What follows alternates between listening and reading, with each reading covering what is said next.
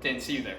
Hi, my name's Logan Martala, and my group members are Jenna Norton and Michael Sharp. Today, we will be discussing eugenics. Eugenics is defined as the science of improving a human population by controlled breeding to increase the occurrence of desirable heritable characteristics.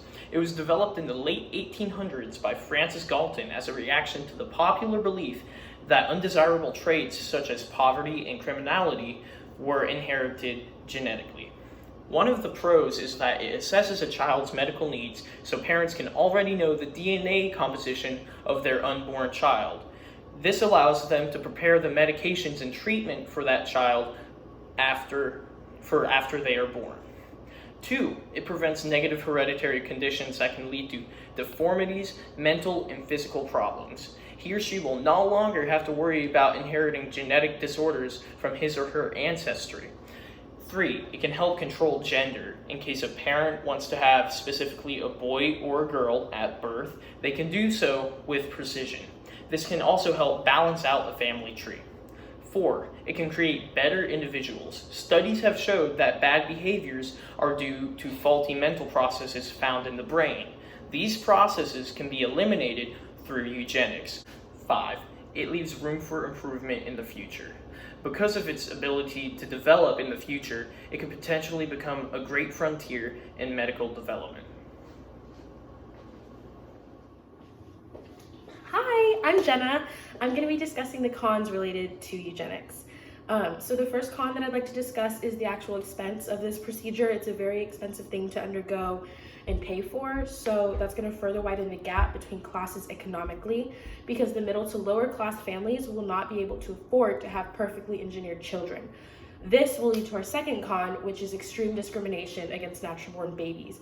They'll be deemed inferior to their genetically engineered perfect counterparts in school, work, and social aspects of their lives for the rest of their lives.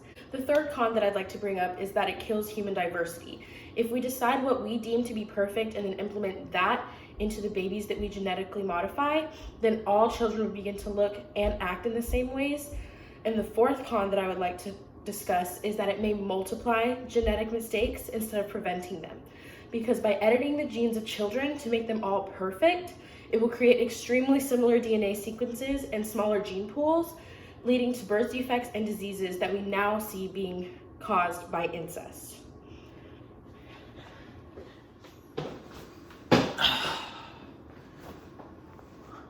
What's up?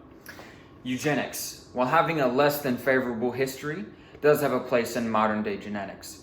For example, doctors in Iceland have begun to do test screenings for pregnant women. For fetuses that show signs of Down syndrome, the women were given the option to terminate their pregnancies. Nearly 100% of the mothers agreed, thus ridding Iceland almost completely of the genetic disorder.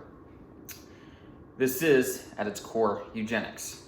There is a certain amount of sentiment which paints every application of eugenics as morally reprehensible.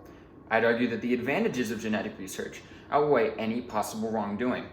Times have changed, and we need to look towards the future.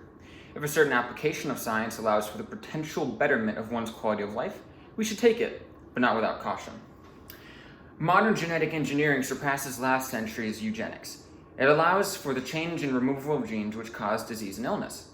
This has staggering potential to improve human quality of life, and all stems from a form of science of which people have always been skeptical of.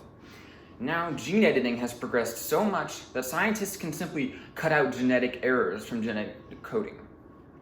We can now use technology such as CRISPR to selectively narrow down genetic errors and improve the health of our populace without requiring selective breeding or any archaic eugenic methods. By eliminating any possible moral dilemma caused by eugenics, we've paved the way towards its future applications.